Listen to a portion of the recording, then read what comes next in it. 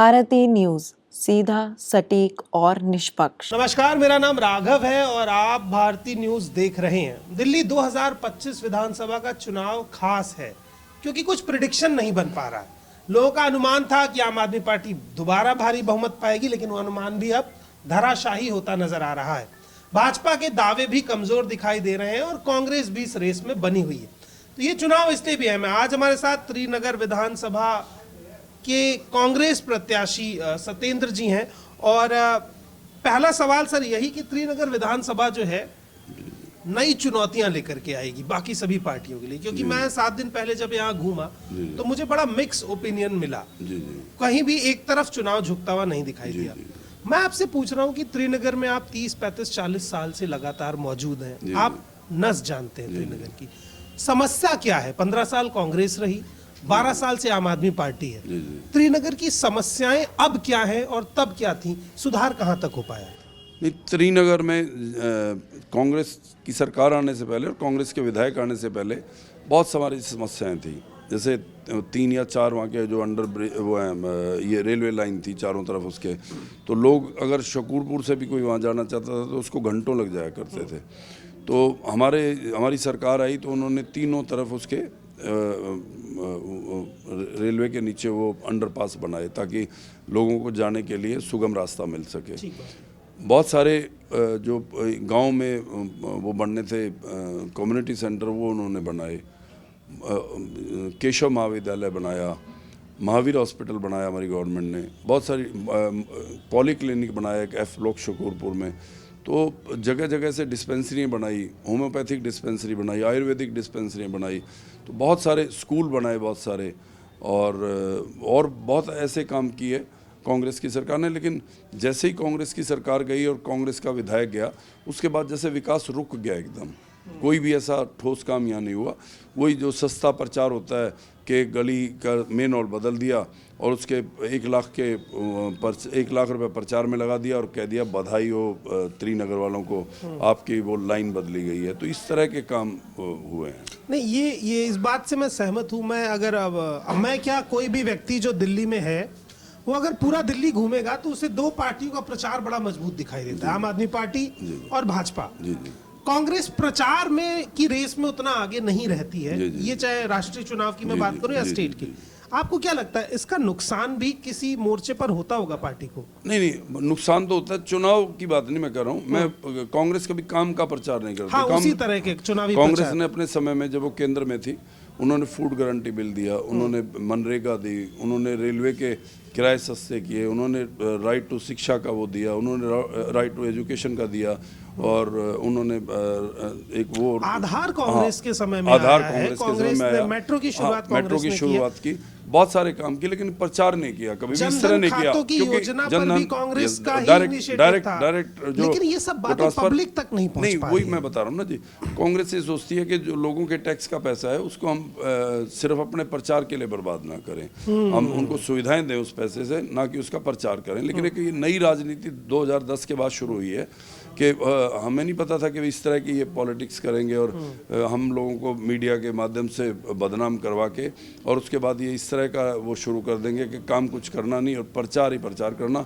ये दोनों सरकारें केवल प्रचार की सरकार है। मैं आपको बड़ी मजेदार बात बताता हूँ। आप दिल्ली के सामुदायिक शौचालयों को विजिट करेंगे, जी, हर शौचालय के बाहर आपको हाथ जोड़े हुए मोदी जी या केजरीवाल मिल जाएंगे। ये स्थिति है प्रचार की। बाकी एरिया तो छोड़ दीजिए, मैं बता रहा हूँ शौचालय तक।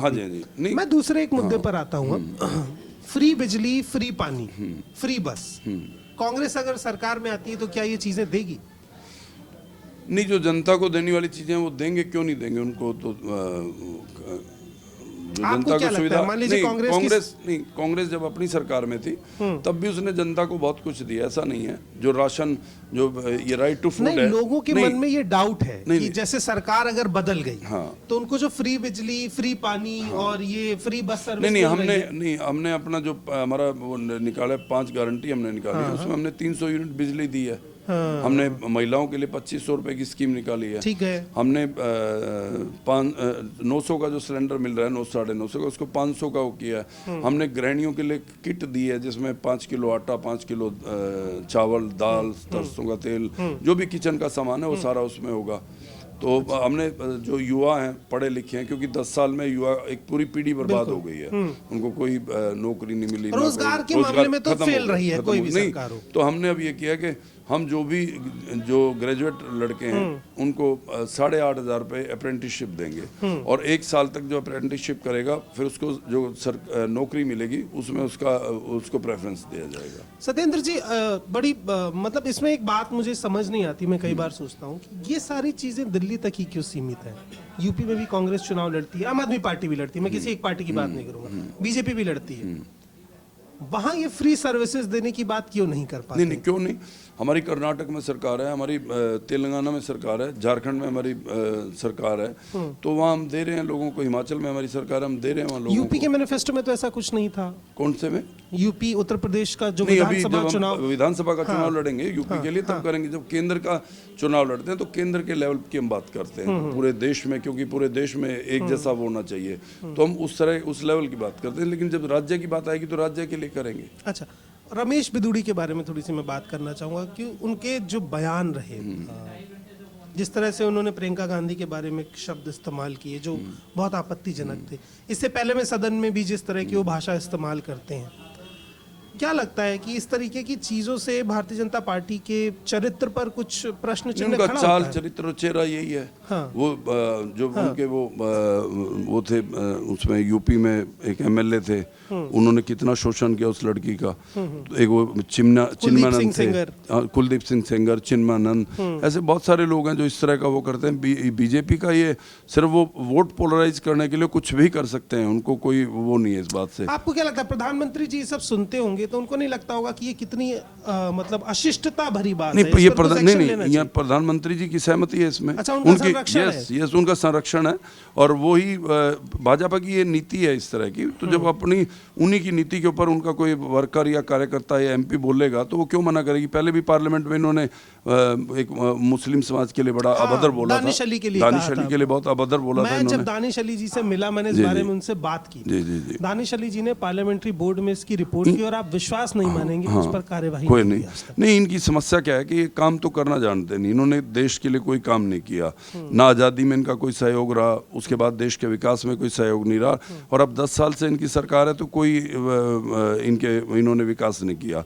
तो इनके पास केवल और केवल यही एक नारा है कि हिंदू मुसलमान, पाकिस्तान हिंदुस्तान, कि ये पाकिस्तान के खिलाफ तो बोलते हैं क्योंकि वोट पोलराइज होते हैं। चाइना के खिलाफ क्यों नहीं बोलते जहां हमारे 20 लोग मरे थे? सही बात है, ये बात मैं एग्री करता हूँ कि छोटे दुश्मन को डरा हुआ दिखाकर हम वोट मांग रहे हैं, क्यों नहीं? दुश्मन जो बॉर्डर के अंदर घुसता जा रहा है। ये कई बार बात जब हम चाइना की बात करते हैं तो मेमोरियल नहीं, जब ये हम चाइना की बात करते हैं तो ये नेहरू जी पे लेके आ जाते हैं। अरे नेहरू जी ने पहली लड़ाई चाइना से की, उस वक्त हमारे पास क्या था, लेकिन उन्होंने हिम्मत तो दिखाई।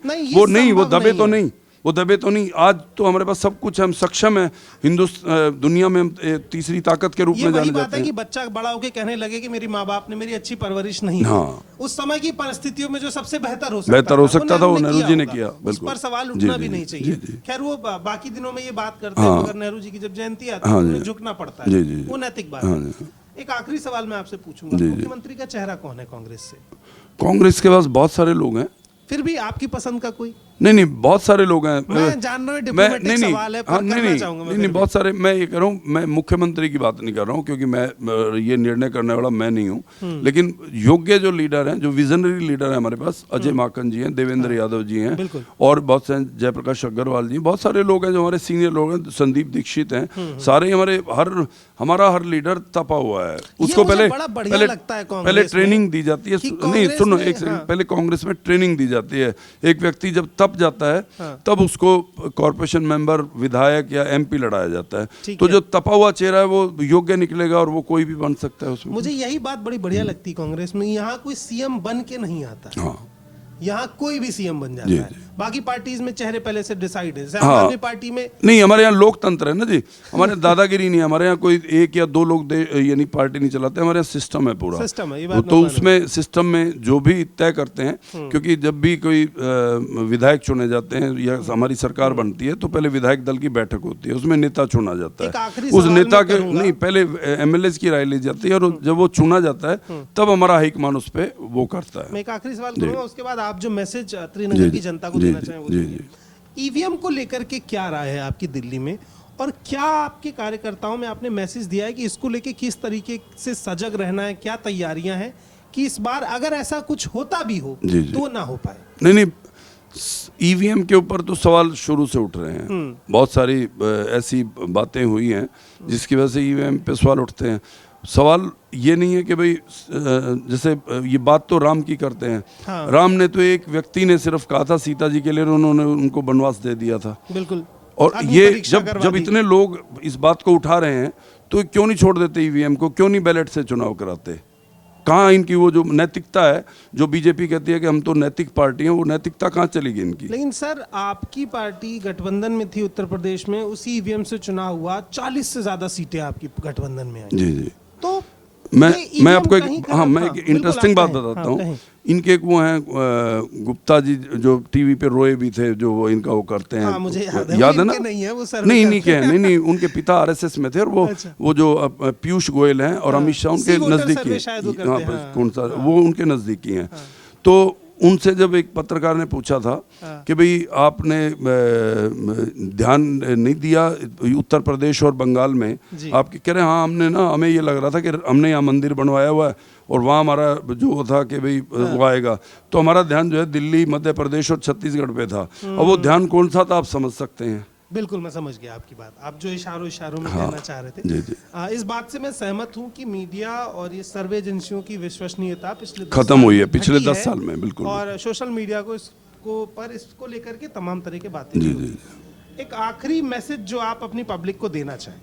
जी, मैं यही देना चाहता हूँ कि कांग्रेस ने इस देश को आज़ादी दिलाई है, कांग्रेस ने इस देश का 70 साल तक विकास किया है, और आप उन 15 साल दिल्ली में शीला दीक्षित जी की सरकार आप लोगों ने देखी है, तो इनकी तुलना करें कांग्रेस के कामों की, इनकी, और कांग्रेस के जो नेता हैं और इनके नेता हैं उनकी तुलना करें, और जो बेहतर विकल्प आप समझते हैं उसको दें।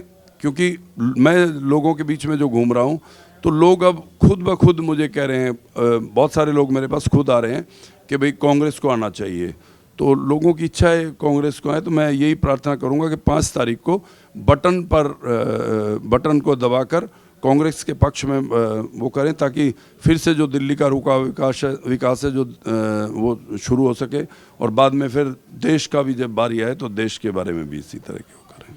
तो ये थे सत्येंद्र शर्मा जी, जिन्होंने बड़ी सहजता से सारे सवालों का जवाब दिया, और हर तरह के सवाल किए गए, जिन सवालों से बचना चाहिए था वो भी किए गए। खैर, इस तरीके की तमाम अपडेट्स भारतीय न्यूज़ आप तक लेकर आता रहेगा। बने रहिए हमारे साथ। बहुत बहुत शुक्रिया, धन्यवाद।